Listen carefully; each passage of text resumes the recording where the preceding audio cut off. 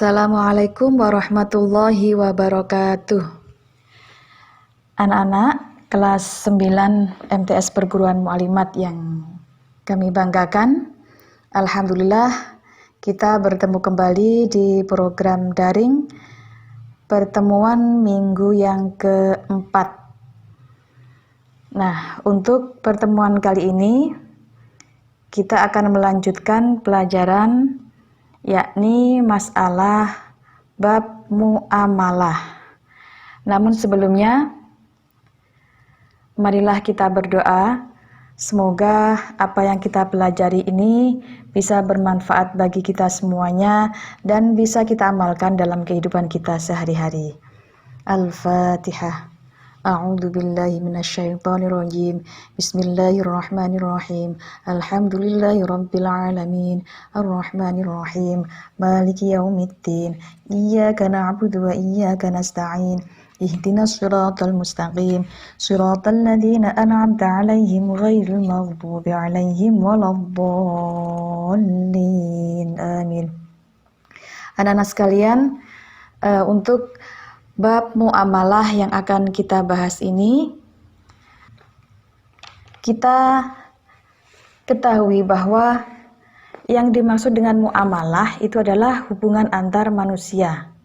Nah, karena ini bukan termasuk ibadah mahdhah atau ibadah yang langsung hubungan dengan Allah, maka ada bab-bab tersendiri tentang muamalah. Di sini ada 3 hal yang akan kita bahas dalam bab muamalah ini. Yang pertama, jual beli, yang kedua, qirad, dan yang ketiga, riba. Nah, untuk pertemuan kali ini kita akan membahas tentang jual beli. Pengertian jual beli menurut tinjauan bahasa adalah tukar menukar sesuatu. Sedangkan menurut istilah, jual beli adalah tukar menukar barang dengan barang lain atau barang dengan uang dengan syarat dan rukun tertentu. Hukum jual beli, pada prinsipnya jual beli itu adalah mubah atau boleh selama tidak bertentangan dengan syarak dan membawa manfaat bagi kedua belah pihak, yakni antara penjual dan pembeli.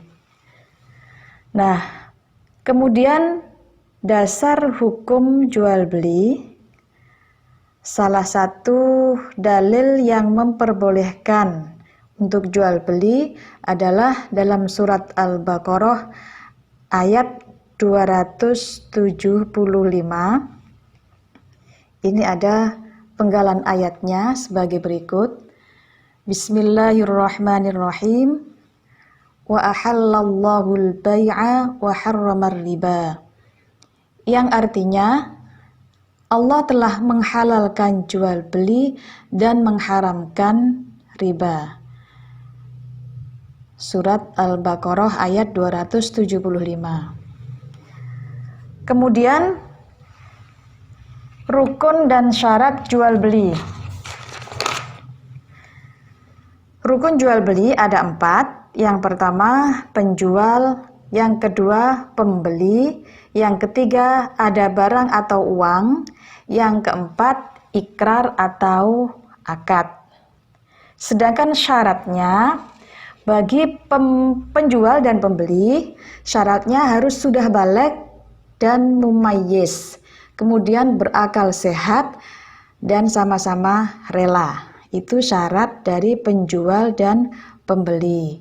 Kemudian syarat barang atau uang itu harus suci dari najis, kemudian ada manfaatnya, milik sendiri atau yang mewakilinya.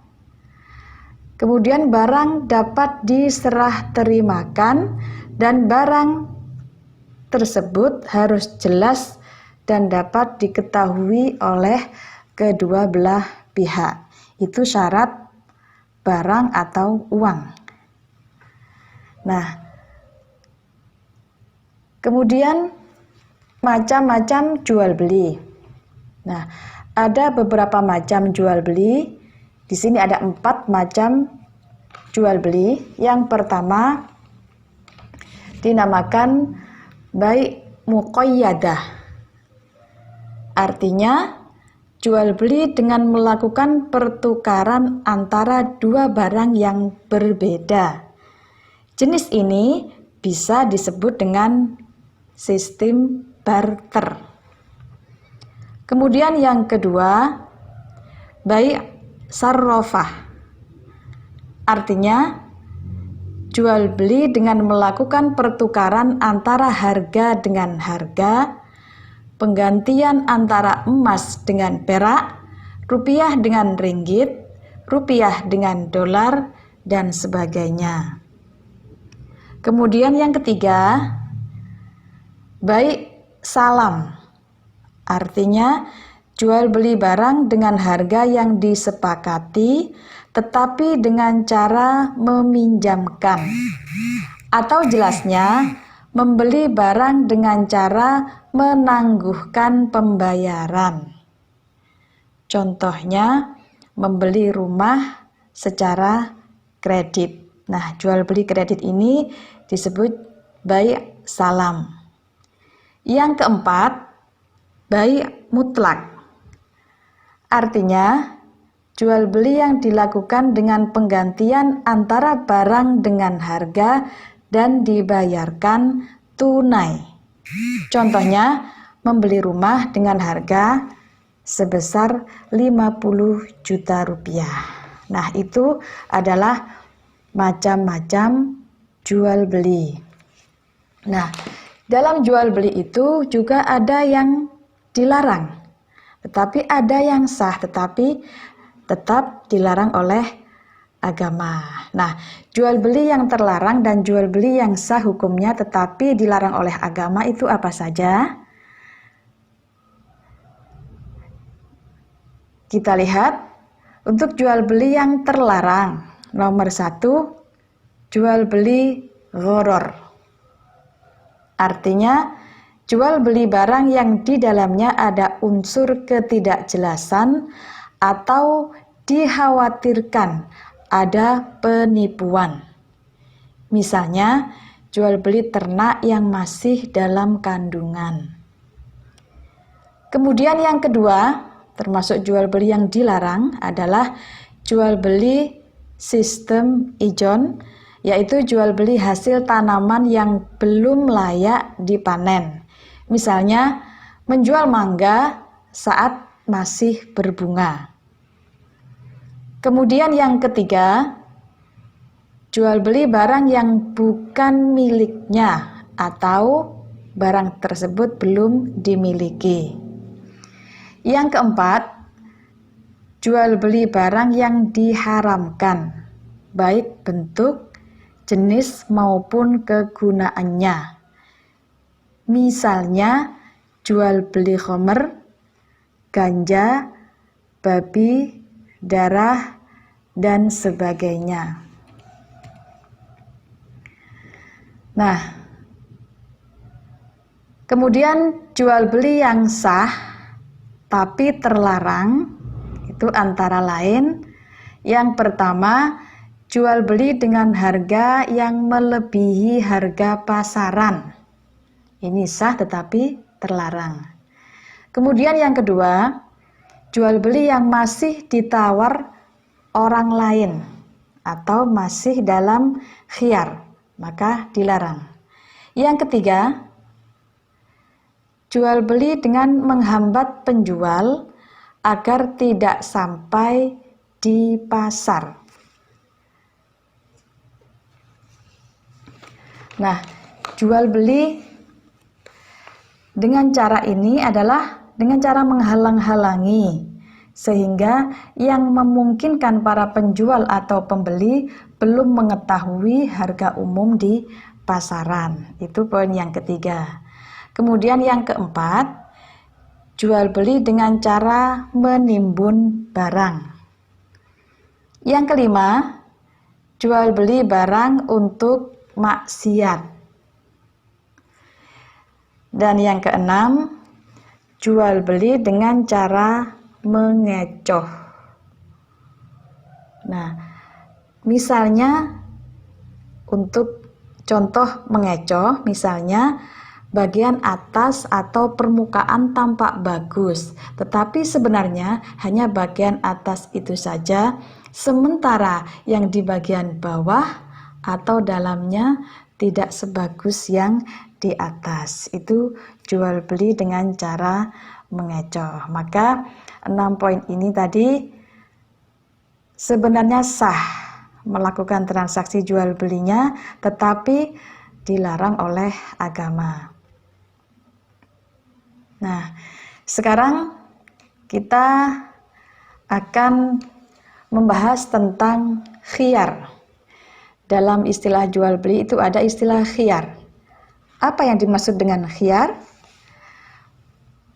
Menurut tinjauan bahasa, khiyar adalah memilih atau pilihan.